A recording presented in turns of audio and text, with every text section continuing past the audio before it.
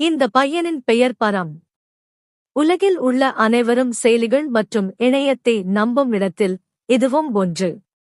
பரம் பல தொழில்களையும் தொடக்க நிறுவனங்களையும் தொடங்கியுள்ளார். ஆனால் அவை அனைத்தும் தோல்வியடைகின்றன. ஒருநாள் ஷகர் பரமை சந்திக்க வருகிறார். அவரிடம் ஒரு செயலி உள்ளது. அதற்காக அவர் பரமிடம் முதலீடு செய்ய வருகிறார். ஷேகர் ஒரு டேட்டிங் செயலியை உருவாக்குகிறார். இது என் ஆன்மாவை கண்டுபிடி என்ற டேட்டிங் செயலி. அந்த செயலி மூலம் யார் வேண்டுமானாலும் தங்கள் வாழ்க்கை துணையை கண்டுபிடிக்கலாம். மற்ற டேட்டிங் செயலிகளுடன் ஒப்பிடும்போது ஒரே செயலி மூலம் தனது ஆத்ம துணையை எப்படி கண்டுபிடிப்பது என்று பரம் நம்பவில்லை. ஏனெனில் அனைவரின் தரவையும் இந்த செயலி மூலம் கண்டுபிடிக்க முடியும் என்று ஷகர் கூறுகிறார். அவற்றை ஆராய்ந்த பிறகு அவர்கள் 100% வெற்றிகரமாக இருப்பதைக் காண்கிறார். பரம் சேகரின் திட்டத்தை விரும்புகிறார். ஆனால் அவர் அதை நம்பவில்லை. எனவே சேகர் அதை முயற்சிக்கிறார்.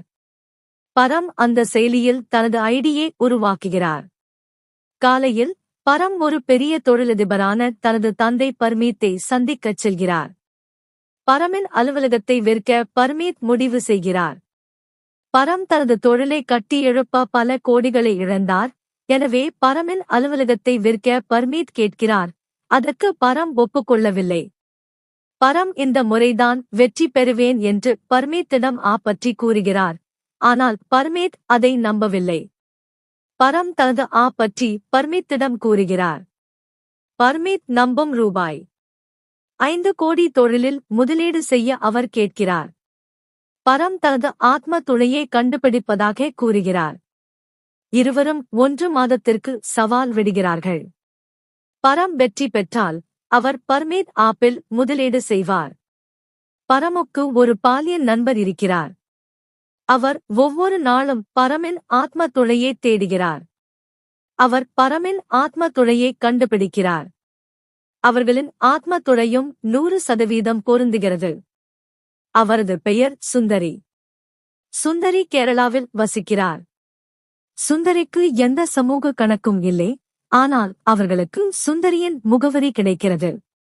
சுந்தரி தனது வீட்டை ஒரு ஹோம்ஸ்டேயாக மாற்றி அது நடத்தும் வீட்டில் வசிக்கிறார்.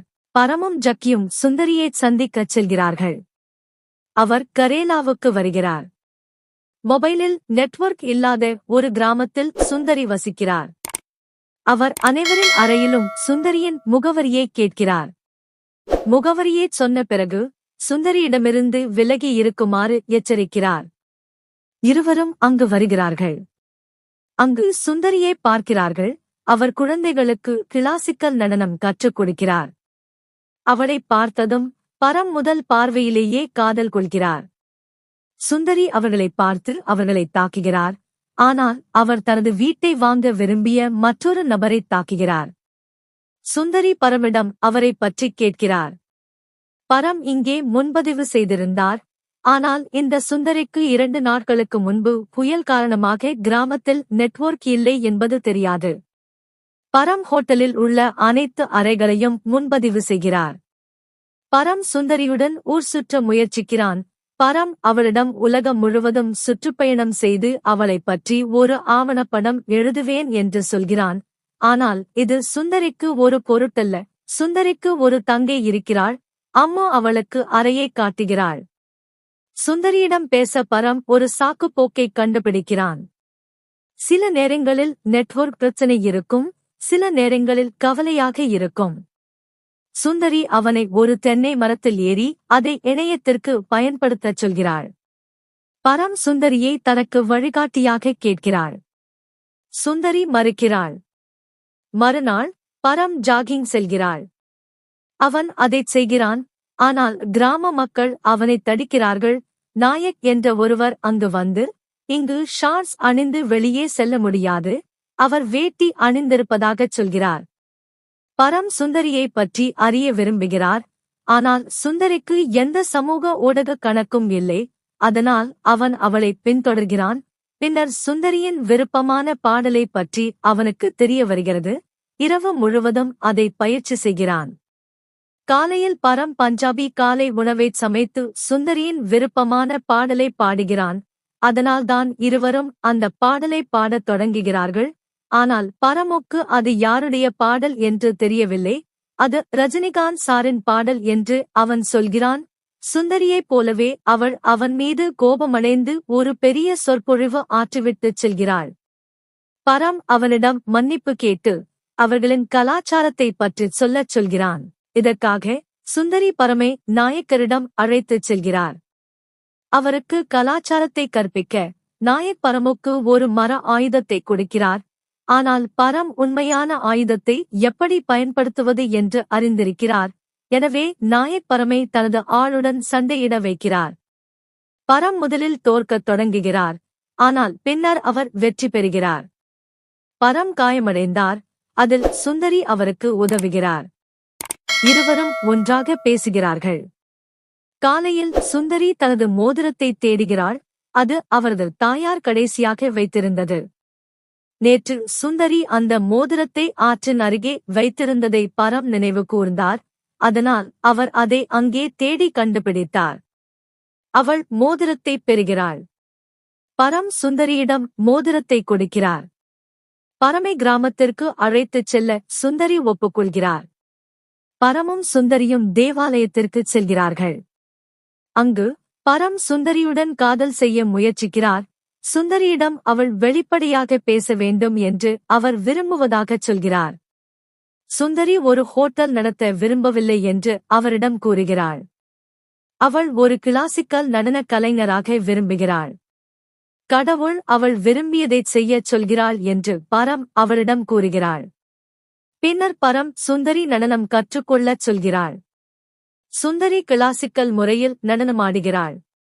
பின்னர் இருவரும் அங்கு நடனமாடுகிறார்கள். பரம் அவள் மீதான தனது காதலை வெளிப்படுத்த உள்ளார். அவருக்கு ஷேக்கரிடமிருந்து ஒரு அழைப்பு வருகிறது. அவருக்கு முதலீடு தேவை. மறுநாள் பரம் தனது நண்பர் ஜக்கி கிராமத்தில் தனது ஆத்ம துணையை கண்டுபிடிப்பதைக் காண்கிறார். பரம் தனது பங்குகளை முதலீட்டிற்காக விற்கிறார். கிராமத்தில் ஒரு திருவிழா நடக்கிறது. பரம் சுந்தரிக்கு திருமண முன்மொழிவை முயற்சிக்கிறான். ஆனால் வேணு என்ற பையன் அவர்கள் மத்தியில் அங்கு வருகிறான். வேணு மற்றும் சுந்தரியின் திருமணத்திற்கான வழியை நாயக் சரி செய்கிறார். பரம் சோகமாக உணர்கிறான். சுந்தரியின் சகோதரி அங்கு வந்து சுந்தரியும் வானுவும் சிறுவயது நண்பர்கள் என்றும் அவர்களின் திருமணம் சுந்தரியின் பெற்றோரால் நிச்சயிக்கப்பட்டது என்றும் கூறுகிறாள். வானு வேலைக்காக நகரத்திற்குச் சென்றாள். மேலும் சுந்தரி பாரம்பரிய நடனம். சுந்தரியின் பெற்றோர் இறந்த ஒரு நாள் கழித்து சுந்தரி நடனத்தை விட்டுவிட்டு வீட்டின் பொறுப்பை ஏற்றுக்கொண்டாள். பரமுக்கு இன்னும் ஒரு வாய்ப்பு இருப்பதாக சிசி கூறுகிறார். சிசியின் வார்த்தைகளைக் கேட்ட பிறகு பரம் தன்னம்பிக்கை பெறுகிறார். ஒவ்வொரு ஆண்டும் இங்கே ஒரு தொகுப்பு உள்ளது. அதனால்தான் நாயக் அனைவரையும் தயார் செய்யச் சொல்கிறார். பரம் அவர்களுடன் போட்டியில் பங்கேற்க விரும்பினான். ஆனால் பரம் அந்த கிராமத்தைச் சேர்ந்தவன் அல்ல. அதனால்தான் ஹீரோ மறுக்கிறான். பரம் ஜக்கியின் காதலியின் சகோதரனாக மாறி போட்டியில் பங்கேற்கிறார் என்ற எண்ணத்தை பெறுகிறார். அதை நாயக்கும் ஒப்புக்கொள்கிறார். தொகுப்பில் ஒரு எலுமிச்சை கரண்டி உள்ளது. வாசுவும் இருக்கிறார். போட்டி தொடங்குகிறது. பரமும் வானுவும் வழிநடத்துகிறார்கள். சுந்தரியை பார்த்து பரம் திசை திருப்பப்படுகிறார். இதனால் அவரும் வாசுவும் கீழே விழுந்து வேறொரு கிராமத்தில் வெற்றி பெறுகிறார்கள். இதனால் நாயக் கோபமடைந்து அவரை போட்டியில் இருந்து விலகி இருக்கச் சொல்கிறார். போட்டி 5 நாட்கள் நீடிக்கும். சுந்தரி மேடையில் கிளாசிக்கல் நடனம் ஆடுகிறார். அதன் பிறகு பரம் சுந்தரியை சந்திக்கிறார். சுந்தரியும் பரமை விரும்பத் தொடங்குகிறார். ஆனால் வானு அங்கு வருகிறார். மறுநாள் வானுவும் சுந்தரியும் நிச்சயதார்த்தம் செய்து கொள்கிறார்கள். பரமும் அங்கே நடனமாடி பாடுகிறார்கள். பரமும் ஜக்கியும் ஒரு திட்டம் போடுகிறார்கள். எல்லோர் முன்னிலையிலும் வானுவின் வேட்டியை எடுப்பார்கள். ஆனால் தவறுதலாக அவன் வேறொருவரின் வேட்டியை எடுப்பான். அதில் சண்டை நடக்கிறது. ஒருவருக்கு காயம் ஏற்படுகிறது. அவனை குளத்திலிருந்து மருத்துவமனைக்கு அழைத்துச் செல்கிறான். மருத்துவமனையில் வானுவுக்கு பரம் மீது சந்தேகம் வருகிறது.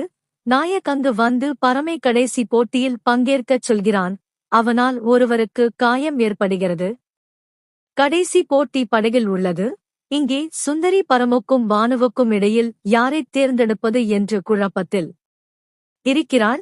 அங்கே சிசி அவனிடம் பானு கடந்த காலம் என்றும் பரம் நிகழ்காலம் என்றும் சுந்தரி தனக்காக உயிருடன் இருக்கிறாள் என்றும் சொல்கிறாள். அவள் அவனை தங்கச் சொல்கிறாள். இங்கே அவனது தந்தை பர்மீத் பரமிடம் வந்து தொழிலதிபர், ஒரு மோசடிக்காரர் என்று பரமிடம் கூறுகிறாள். அவன் எல்லா பணத்துடன் ஓடிவிட்டான். பரம் சமூக ஊடகங்களில் அவனைப் பற்றி விசாரிக்கிறான். ஆனால் அந்த உண்மை போலியானது. பரமேத் அவனிடம் அவனது ஆத்ம துணை உண்மை ஒரு பொய் என்று கூறுகிறான். ஆனால் பரம் அதை நம்பவில்லை. ஆனால் சுந்தரியை பார்த்த பிறகு அவன் உணர்கிறான். இதில் பர்மீத் சுந்தரியிடம் உண்மையைச் சொல்ல வேண்டும் என்று கூறுகிறான். சுந்தரி அங்கு வந்து பர்மீத்தை சந்திக்கிறான். பர்மீத்தும் சுந்தரியை பார்த்த பிறகு அவள் அவளுடைய மருமகளாக இருக்க வேண்டும் என்று விரும்புகிறான். சுந்தரி பரம் மீதான தனது காதலை வெளிப்படுத்த வருகிறாள். ஆனால் பரம் அவளிடம் எல்லாவற்றையும் சொல்கிறாள். இதனால் சுந்தரி கோபமடைந்து அவனை வெளியேறச் சொல்கிறாள். பரம் தனது எல்லா பொருட்களையும் எடுத்துக்கொண்டு வெளியேறத் தொடங்குகிறான். ஆனால் நாயக் வானுவும் அனைவரும் அங்கு வந்து பர்மீத்திடம் போட்டியை பற்றிச் சொல்கிறார்கள். பர்மீத் எந்த பிரச்சனையிலும் மாட்டிக்கொள்ள விரும்பவில்லை. இதன் காரணமாக அவன் போட்டிக்கு ஒப்புக்கொள்கிறான். அடுத்த நாள் கடைசி போட்டி இருக்கிறது. பரம் மகிழ்ச்சியற்றவனாக இருக்கிறான். சுந்தரியை பார்த்தவுடன் அவன் போட்டியில் கவனம் செலுத்துவதில்லை. பரம் மற்றும் பர்மீத் இருவரும் விமான நிலையத்திற்கு செல்கிறார்கள்.